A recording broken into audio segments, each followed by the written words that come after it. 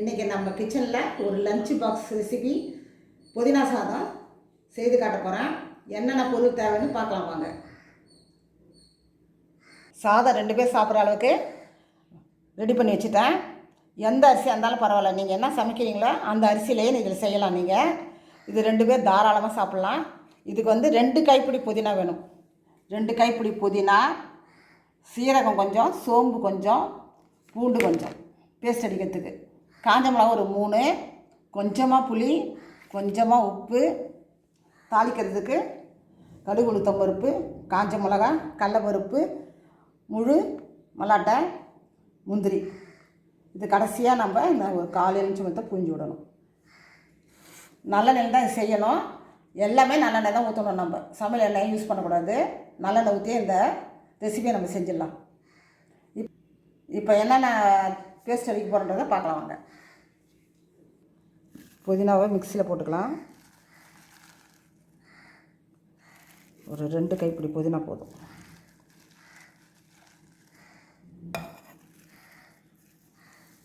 புதினா,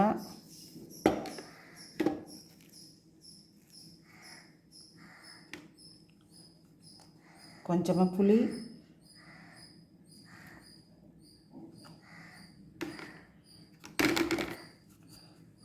உப்பு,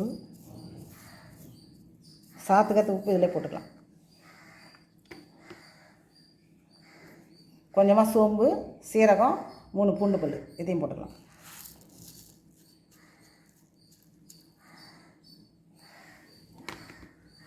காஞ்ச மிளகா ஒரு 3 கிள்ளி வச்சுருக்கேன், இதையும் சேர்த்துக்கலாம்.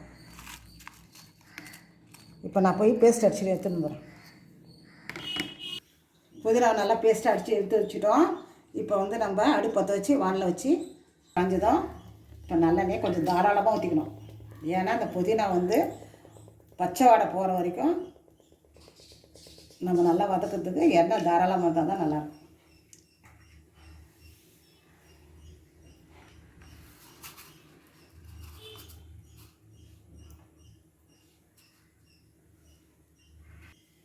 எண்ணெய் காஞ்சத்து கடுகு உளுத்தம் பருப்பு,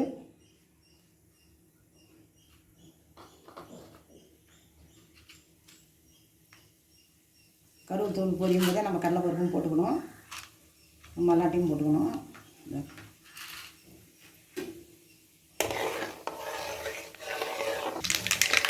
கருவேப்பிலை தூள் பொரியும் போதே கடலைப்பருப்பு போட்டுக்கணும். கடலைப்பருப்பு சேர்க்கும் போதே மல்லாட்டையும் போட்டுக்கணும்.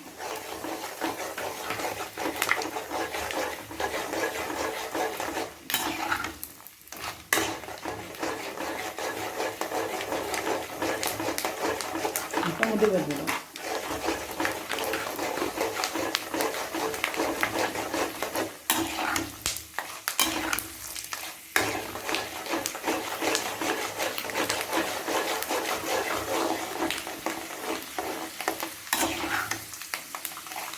எல்லாமே நல்லா சேர்ந்துட்டு இப்போ காஞ்ச மிளகா போட்டுருவோம். முன்னாடி போட்டோன்னா காஞ்ச மிளகா கருப்பாயிடும். அதனால் கொஞ்சம் லாஸ்ட்டில் போட்டுருவோம். இப்போ இந்த பேஸ்ட் ஊற்றிக்கணும்.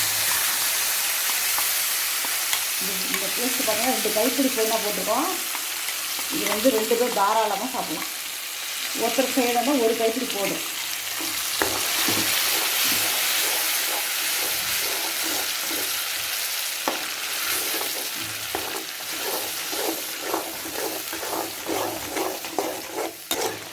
அஞ்சு நிமிஷம் நல்லா அந்த புதினாவை வதக்கினாதான் அந்த பச்சை வடை இல்லாத நல்ல ஸ்மெல்லோட எண்ணெய் பிரிஞ்சு வரும்போது நம்ம சாதம் போட்டால் போதும். நல்லா 5 நிமிஷத்துக்கு நம்ம வதக்கினே இருக்கணும். அது பிடிக்காத வதக்கினே இருந்தோம்னா எண்ணெய் லேசாக பிரிஞ்சு வரும்போது சாதத்தை போட்டு கிளறிக்கணும். 5 நிமிஷம் ஆகிட்டு இப்போ நல்லா புதினா வதங்கி எண்ணெய் நல்லா பிரிஞ்சு வருது. இந்த நேரத்தில் நம்ம சாதம் போட்டுக்கோம். ஏற்கனவே புதினாவை நம்ம டேஸ்ட் அடிக்கும்போது உப்பு போட்டாச்சு. இப்போ சாதத்தை போட்டு கிளறி உப்பு சரியாக இருக்கான்னு பார்த்து அதுக்கப்புறம் கொஞ்சம் உப்பு போட்டு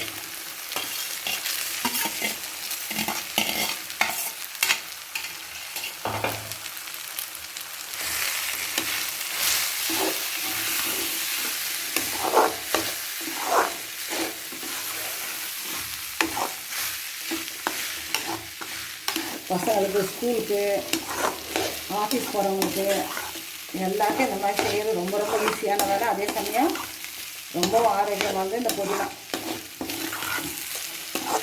ஈஸியாக டைஜஸ்ட் ஆகிடும்.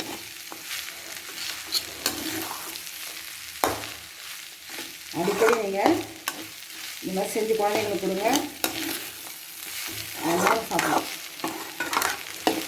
ரொம்ப சுவையாக இருக்கும், நல்லா.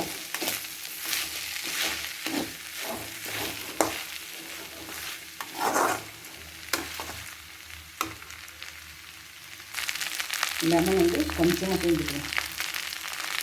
இது டேஸ்ட்டுக்கோசம் தான் நம்ம இந்த லெமனை பிழிஞ்சிடுறோம். ஏற்கனவே புளி போட்டதால் ரொம்ப பிழியக்கூடாது, கொஞ்சம் பிழிஞ்சு விட்டால் தான் சுவை கூடுதலாக காட்டுறதுக்கு தான் இது செய்யணும். நம்ம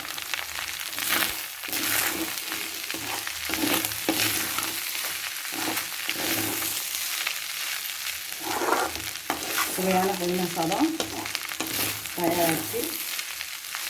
நீங்களும் செஞ்சு பாருங்கள். சுவையான புதினா சாதம் ரெடி ஆகிடுச்சு. நீங்களும் அடிக்கடி செஞ்சு குழந்தைங்களுக்கும் பெரியவங்களுக்கும் கொடுங்க. என்னுடைய அண்டர்ஸ் கிச்சனுக்கு லைக் பண்ணுங்கள், ஷேர் பண்ணுங்கள், கமெண்ட் பண்ணுங்கள், சப்ஸ்கிரைப் பண்ணுங்கள். தேங்க்யூ.